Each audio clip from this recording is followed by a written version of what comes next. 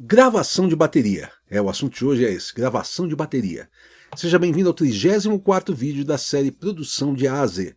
A ideia aqui é falar sobre vários aspectos da produção musical para quem sabe dar um clique na sua cabeça e você falar assim, é mesmo, tem essa parte que eu não tinha pensado. E aí, se você está começando a assistir de agora, eu te encorajo a voltar e assistir os outros 33 vídeos. Parece muita coisa, mas passa rapidinho porque o assunto é legal e tem bastante informação legal ali. Fala sobre gravação de bateria. Primeiro de tudo, quando a gente fala da gravação de um instrumento em particular, a gente tem que falar da performance. Não tem jeito. A performance é a parte mais importante. Tá? Quem te disser o contrário é porque não teve a experiência de gravar um baterista ótimo e um baterista mediano para saber a diferença que a performance faz. Ou um guitarrista ótimo, um guitarrista mediano. Qualquer um que te falar que, não, isso aí não faz tanta diferença, cara, faz diferença assim, sei lá, acho que 70%, 80% do resultado é a performance do músico. Depois vem todo o resto. Equipamento que ele está usando, equipamento que está sendo usado para gravar, ter os procedimentos na hora de mixar. Quando a gente grava um músico bom, você posiciona um microfone na frente da bateria lá, ela já soa, as coisas vêm equilibradas e tudo mais. Então, assim, essa parte é muito importante e como produtor, se você está produzindo um trabalho e você vai gravar um baterista, é importante que você deixe isso claro para ele e que você puxe dele o melhor que ele pode te oferecer. Novamente, eu falei sobre isso num outro vídeo, você tem que entender o limite, né? Até que ponto você está puxando do cara e está fazendo diferença, e até que ponto você só está deixando ele mais aborrecido e não está fazendo diferença. Então você acha o limite de tirar o melhor resultado dele. Porque muita gente pensa assim, eu tenho um microfone para cada peça da bateria, então eu tenho controle do volume de cada coisa, tenho controle do timbre de cada coisa. Até a página 3 você tem, viu? Depois não. Porque se você começa a puxar muito agudo nos tons, começa a vazar muito prato por eles. Mas eu posso gatear. Sim, mas daí toda hora que bater o tom vai fazer o pss, sabe? É horrível. Então, assim, não adianta. O equilíbrio vem do baterista, a dinâmica vem do baterista, tá? Você não vai fazer um baterista que toca ficar no mouse. Não tem como fazer isso. Você tem que fazer o cara tocar. Entendeu? A dinâmica vai vir do baterista. Então, assim, a performance é uma parte muito importante. E eu falei sobre gravar por trechos no último ou penúltimo vídeo, não me lembro. Penúltimo vídeo. E aí o que acontece? Eu falei sobre gravar, você vai dirigindo o músico, você fala para ele assim, pô, cuidado aqui, a pegada da caixa tá inconstante, às vezes ela vem mais forte, às vezes não vem, tal. Concentra nisso, tem essa pegada da caixa bem constante, você vai gravando, quando você percebe que ele maneira a mão e não tá vindo aqui do jeito que você gostaria, para a gravação, volta um pouquinho de antes, emenda e vai dirigindo, entendeu? Você vai tirando o melhor do músico. Essa é a parte mais importante de todas mesmo. Te digo assim, eu já fiz várias situações, eu lembro uma vez que eu fiz essa semana aqui, o Eloy Casagrande foi confirmado, né, no Slipknot, pô, parabéns pra ele, sensacional, é um baterista incrível, cara. E eu conheci já de algumas jams, algumas coisas, já tive oportunidade de tocar com ele. Quando ele sobe no palco, cara, o som da bateria duplica, entendeu? O volume da bateria duplica e parece que os tambores já vêm com sound replacer, né? Já vem com sample, sabe? De tão perfeito que ele toca. E eu lembro de situações, por exemplo, ele entrou pro Glória e ele fez um disco, acho que é Renascido, né? O disco que ele fez com eles. E o João Milier que mixou tal, ele mixou, produziu, e ele estava falando comigo uma vez, isso faz muitos anos já, acho que uns 10 anos talvez. E ele falou assim, cara, eu tô com um problema estranho aqui, eu tô conseguindo dar muito volume na mix, eu não sei se isso é certo, sabe assim, tipo, eu tô indo além das minhas referências, né? E eu falei, é o Eloy na bateria, ele falou, eu entendi, sabe? Porque ele coloca a pressão na medida certa, sabe? Ele coloca a pressão para fazer com que tudo apareça. Claro, eu estou falando de um baterista de heavy metal, um baterista fenomenal, tá? Mas ele coloca a pressão da gravação de uma forma que tudo se define, tudo vem para frente. Tá? E agora que pega aqueles baterista mão de alface, que a gente fala, aquela mão mole, não vem, cara. Não adianta você pensar, vou colocar um compressor. Não resolve. Mas eu vou fazer. Não resolve. Mas aí eu vou. Não. Ouça o tio, que o tio sabe o que tá falando. Não. Eu sei o que eu tô falando porque eu já gravei essa galera fera pra caramba, já gravei galera mão de alface. Não vem, cara. Aí você fala, eu posso substituir por sample. Sim, gambiarra, você pode programar a bateria. Você pode tirar aquele baterista e chamar um baterista bom pra gravar também. Entendeu? Você pode fazer várias coisas.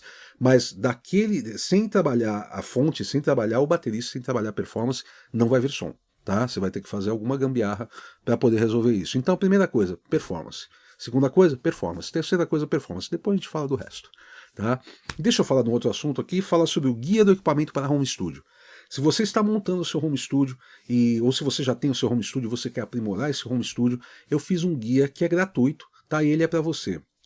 São 10 vídeos em torno de 1 hora de duração total, onde eu falo sobre escolha de equipamento, assim, escolha de computador, de softwares, de interfaces, microfones, fones de ouvido, monitores, entendeu? Uma geral, assim, para você montar o seu home studio e você saber o que escolher, tá? Hoje a gente entra no Google, por exemplo, e pesquisa a respeito disso, tem tanta opção, só de interface tem milhares de interfaces, assim, qual que eu compro para mim?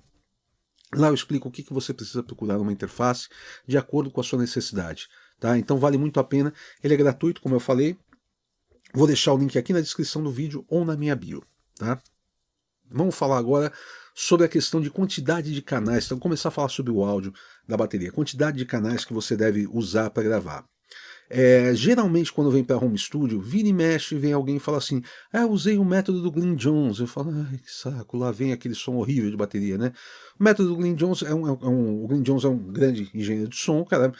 Microfonava a bateria do jeito que dava ali na época. A gente está falando de uma coisa de 60 anos atrás, entendeu? E o pessoal quer um resultado atual microfonando daquela forma. Não vai rolar. Se você quer um resultado daquela época, faz mais sentido, mas não vai rolar. Você não vai ter aquela definição dos tambores, você não vai ter definição dos pratos como você quer, fazendo o tal do método do Glyn Johns, que são 4 microfones. Então, home studio, geralmente o pessoal cai para isso. Então, novamente, ouve o titio, o titio sabe o que está falando. Pelo menos 8 canais. Pelo menos uma interface de 8 canais para você gravar a tua bateria. Você grava, sei lá, bumbo, caixa, tom, surdo, um LR de pratos, tá? E o chimbal. Tá? Pelo menos isso. Ou então, se você sentir que no LR de pratos está funcionando bem, usa outro microfone para a parte de baixo da caixa. Tá? Pelo menos 8 microfones. Inclusive, porque se você quiser samplear a bateria, depois você quiser trigar ela, usar o som original para substituir por sample, você tendo essa separação fica muito mais fácil. Tá? Você já tem os canais separadinhos ali dos tons, etc. E você pode fazer. Tá? Mas pelo menos 8 canais. Eu costumo usar, pensando numa bateria padrão, assim, como eu falei, bumbo, caixa, chimbal, tom, surdo, um par de pratos, um ride, por exemplo, eu costumo usar uns 12 canais, alguma coisa assim. Se você puder usar, é bom. Então ficaria um canal para o bumbo, um para caixa, um para esteira, um para o chimbal, um para o ride, um para o tom 1, tom 2, surdo, um LR de pratos e mais 2 canais de ambiente. Tá? São 12 canais que você vai ter uma separação boa e você vai ter como trabalhar bem esse som de bateria. Tá? Se você não tem como fazer isso em casa, tá? Você tem uma banda e você está gravando, você resolveu gravar em casa coisa, e você não tem como fazer isso em casa, grava pelo menos a bateria no estúdio. Pega um estúdio aí de médio porte aí da sua cidade e conversa com o cara e você vai lá para gravar a bateria das faixas. Vamos dizer que você vai fazer 4 faixas, 10 faixas, não sei. E você combina um valor para ir lá e gravar isso em canais separadinhos. Geralmente o cara já tem um kit de microfones mais legal para isso, já tem algumas coisas que você pode usar, alguns compressores, equalizadores que você pode usar, ele já tem uma experiência melhor, ele pode captar uma bateria melhor para você. Tá? Então, com relação à quantidade de canais, mínimo 8. Se puder, pelo menos uns 12, entendeu? Usa isso, não entra nessa pira, não. Muita gente fala assim: eu gravei a bateria com um canal só. E aí você ouve e é pobre, né? Porque é mono, né? Ah, mas eu separei em bandas num equalizador aqui. Desculpa, eu vou dormir um pouquinho enquanto você fala. Não, cara, não faz isso. Não faz isso, é o teu trabalho. É o disco da tua banda, tá? Valorize o disco da tua banda. Dê valor, não faça de qualquer jeito. Tá? A gente não está em 1962, sabe? Que fazendo gravação ao vivo, né, com um microfone em cima da bateria e um no bumbo. Não é mais, já passou essa época. Tá? A não ser que você queira essa sonoridade de época. Aí a gente pode conversar. Só que mesmo assim eles faziam dessa forma, com os microfones bons pra caramba, numas salas muito boas e tudo mais. Tá? Mas enfim. Não cai nessa não cai nessa não, que é cagada, tá? Eu evito palavrões, mas aqui a gente tem que usar o adjetivo certo, cagada, tá? Quando você faz em um canal ou 4 canais, tá? Então vai de 8 para 12 ou mais, dependendo da quantidade de tambores que você for usar, a quantidade de peças, tá? Deixa eu falar aqui sobre o Clube do Onhaia. O Clube do Onhaia é uma forma de você fazer uma pequena contribuição mensal para me ajudar a manter esse canal funcionando, tá? Dá bastante trabalho fazer esses vídeos, então eu tenho como manter o meu canal aqui funcionando com uma forcinha de vocês. Em troca disso, eu dou vários cursos de produção musical para você, numa área fechada, uma área de acesso restrito. Você vai lá, você se cadastra e você vai ter acesso ao comprimindo, ao equalizando, ao mixando, ao 30 dicas de gravação, de edição, de mixagem, que são cursos completos, viu? Coisas bem legais mesmo assim, para você aprender realmente como funciona o equalizador, quais são os controles comuns de um equalizador, você vê vários equalizadores diferentes, entender o que eles têm em comum, para você poder operar qualquer equalizador, para você fazer o mesmo com compressores, isso é equalizando ou comprimindo, né? O mixando, eu faço a mixagem de uma música do zero, primeiro num estúdio de grande porte com uma mesa CCL e tudo mais, e depois eu faço a mixagem no computador. Então tem muito material interessante, tá? Vou deixar novamente o link aqui na descrição do vídeo ou então na minha bio. E por último eu vou falar aqui sobre a questão de como microfonar a bateria, tá? A gente tem os microfones close, né, os microfones próximos da bateria, que são que vão dar essa separação que a gente precisa. Tá? Então, geralmente, como eu falei, você usa um para o bumbo, um para a caixa, um para a esteira, um para o tom 1, tom 2, tom 3, né, que é o surdo. E aí você pode usar um para o chimbal, um para o ride, e dois de overs, tá, para você pegar os pratos no geral. Esses todos são microfones close. Mesmo os dos overs, apesar de eles estarem pegando o kit todo, eles são mais para close, assim, pensando na peça em separado. Só que o que acontece? Depois, quando você levanta esses volumes, você ainda tem um som de bateria separado. Tá? Não tem aquele som grupal da bateria, que o que dá são os microfones de ambiente. Tá? Então, geralmente eu uso pelo menos um par de microfones de ambiente, e eu coloco assim, o mais distante que eu puder da bateria. Aí entra uma coisa que eu já peguei muito trabalho feito em estúdio, onde o cara tinha condição de colocar microfones ambientes e não colocou, porque falou, pô, minha sala é pequena.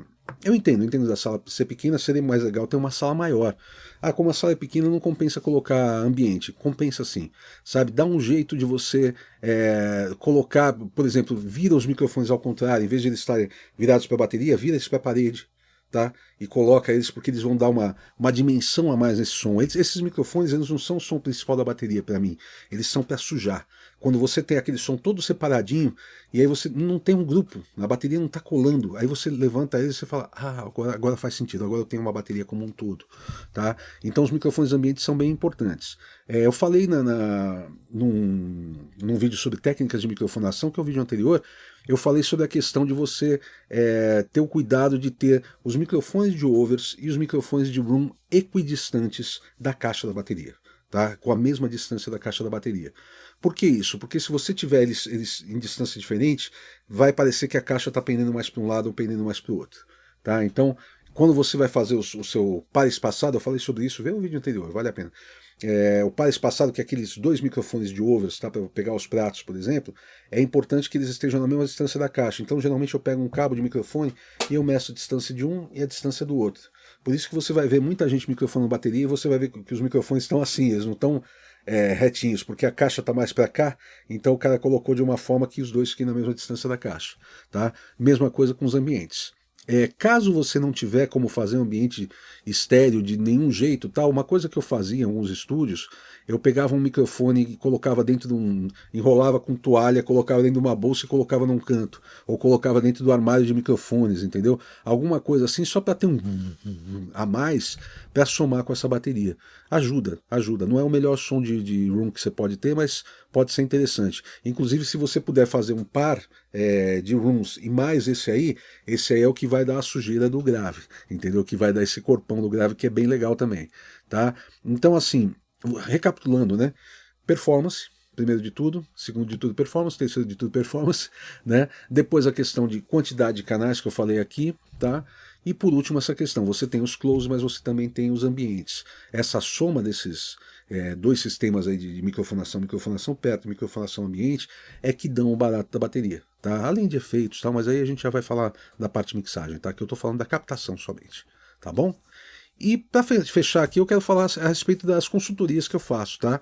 Eu faço consultorias para pessoas que já estão mais avançadas aí na produção. Se você já está mais avançado, você tem bons resultados com suas produções, mas você acha que falta ainda aquele pouquinho para chegar lá, essas consultorias são para você. Você está começando? Não vale a pena. Tá? É muito caro para você bater um papo de 1 hora comigo e eu te ensinar a instalar o Reaper. Não faz sentido, tá? Sinceramente. Mas se você está mais avançado, em 1 hora dá para aprender bastante coisa legal. É uma consultoria particular, online, e eu vou poder ouvir o seu trabalho, conversar contigo a respeito da tua forma de trabalhar, eu consigo operar a sua máquina a partir da minha, ouvir o que você está ouvindo ali e te dar sugestões do que você pode melhorar na sua forma de trabalhar para ter um melhor resultado, tá? Isso é combinado pelo WhatsApp, eu vou deixar o link do WhatsApp da firma aqui embaixo, ou então na minha bio, e pelo WhatsApp também pode combinar mixagens, tá? Eu faço trabalho de mixagem, masterização, pode entrar em contato também, conversa lá com o Bleno, meu assistente lá no WhatsApp, que a gente conversa a respeito disso. E se caso você está começando, você quer entender bem a coisa, ou caso você já está gravando há muitos anos, mas não tem resultado bom ainda, eu te recomendo meu curso. Então você quer gravar sua música? Esse é um curso que eu falo que ele te pega pela mão. Ele vai desde a escolha do equipamento, passando por gravação, edição, mixagem, masterização, e esse curso vai preencher todas as lacunas que você tem no seu aprendizado aí, tá? Às vezes você aprendeu, mas ficou faltando aprender isso, você aprendeu aquilo, não aprendeu isso, tal, e isso que está prejudicando o teu resultado no final. Nesse curso eu passo as coisas de forma progressiva, quando você fizer o curso, você termina o curso, você fala assim, agora faz mais sentido, e você vai poder aplicar aquilo e ter um melhor resultado, tá bom? A gente se vê semana que vem, qual que é o tema? Semana que vem é gravação de cordas que eu digo guitarras, etc, tá bom? Valeu!